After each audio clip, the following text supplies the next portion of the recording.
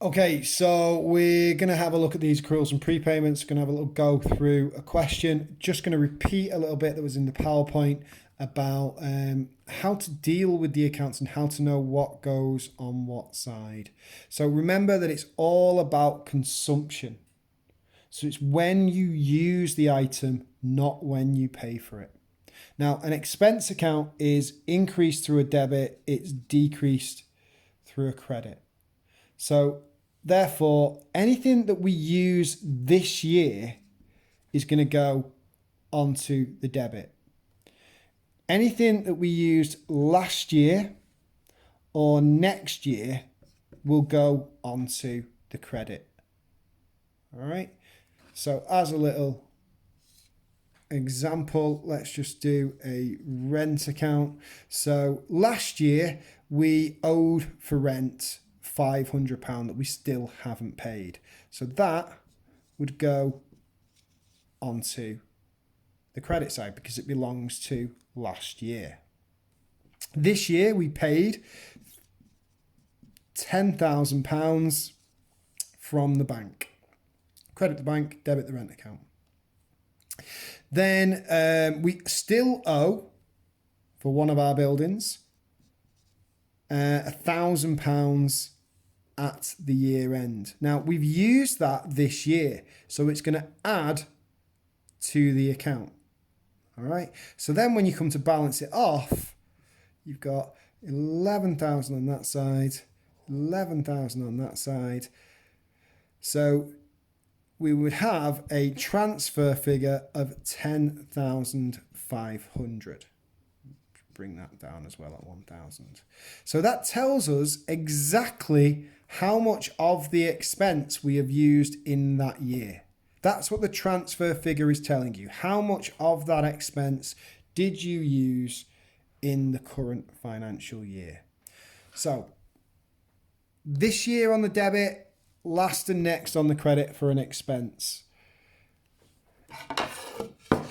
If it's an income account, then incomes are increased on the credit, decreased on the debit. So this year would go on the credit, next and last on the debit. All right, that's how we do it. So think about not when things were paid for, but think about when they were actually used. When did you use the item, not when you paid for it? All right. Now, in order to do that, we're going to have a little go at an exam question. We're going to look at the June 13 ACCM1 paper. We've got Atif here. He's preparing his financial statements 31st of March. So that's his year end, the 31st of March. That's quite important. The following is a summary of transactions on Atif's business. His business telephone expenses account for the year ended 31st of March 2013. So we're given some dates. At the 1st of April, telephone rental is being prepaid. Now that is the very first day of our financial year, and we've paid for something in advance. That's what prepaid means. So we can't possibly use that last year because it's been paid in advance. You can't use something that you paid in advance for in the past. So that brought down on the 1st to the 4th would go onto the debit because we're going to use that this year. That's when we're going to use it. Don't care that we paid for it last year. I care that we're going to use it this year. But also at the 1st of April, telephone call charges are accrued at 515. So accrued means an amount we owe. So that is going to go onto the credit. And the reason that's on the credit is because we owe for it at the start of the year. So we must have used it last year. We can't owe for something this year at the very first day of the year. So we must have used it last year. All right. 31st of March 2013. We've paid a check of 6,190. Now, obviously, if you had a bank account, you would credit the bank, right, to get rid of the money. So on the 31st of the 3rd, we've got bank this time on the debit because we've credited the bank account, so we're going to debit the telephone account. Next one, 31st of March. So again, the end of our current financial year, we've prepaid 680. Now, we can't possibly have used that. We've paid for something in advance on the last day of the year. So we're going to use that next year. So it's going to go on to our credit side. So 31st of the 3rd, we'll carry that down as a prepayment at £680. Now, don't forget to do your double entry, which you don't have to do as part of this question, but I'm going to do it anyway. I'm going to put it onto the debit. All right. Now, the year end, 31st of March 2013. So again, it's the year end. We owe 485. Now, we can't possibly owe for next year because we're not in next year yet. So we can only owe at the end of the year for this year. So 31st of the 3rd, carried down accrual, 485. I'm going to do the double entry for that to an accrual account, which again, you don't have to do, but I'm just showing you. I'll come back to those in a little minute. Okay, so we've done all that. All we've got to do now is balance it off. It's obviously not going to balance. I'm going to need a transfer figure.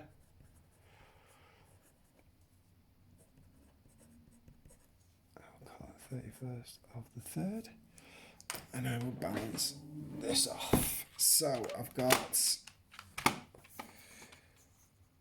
420 add 6190 add 485 to give me 7,095. And then I've got minus 515. Oops. Let's do that again. 7095 minus 515 minus 680, and we get 5,900 as our transfer figure. That balances both sides now. All I'm going to do, I'm going to make sure I bring down my carried downs. I've not done that yet because I wanted to make sure I had all the right amount of lines. So yeah, brought down is the first day of the next year. So we'll bring down the 485 and we'll bring down the 680. And that way, next year, we will know to start with £680 that we can use this year. We've not yet used, but we've paid for it in advance. And next year, we'll be able to say, oh, we still owe 485 for the previous year. We've also got our two accounts. We've created the prepayment off the carried down of 680. So that increased on the debit. So it's either an expense, an asset, and a drawing. It's clearly going to be an asset. So that is a current asset. And the accrual has increased on the credit, which makes it either a liability, income, or capital. It's definitely not income because we've not sold anything. It's not capital because we haven't put any money in. So that must be a current liability, something that we've got to pay off. Never know how to spell that. So that is a really quick way to do it. Think of the whole this year, next year, last year thing. Think of that. If you can get your head around that, you'll be fine. All right. So think about not when did you pay for something, but when did you use it? So for an expense this year on the debit, next and last on the credit. And for an income account this year on the credit, next and last on the debit. There you go. Thank you very much.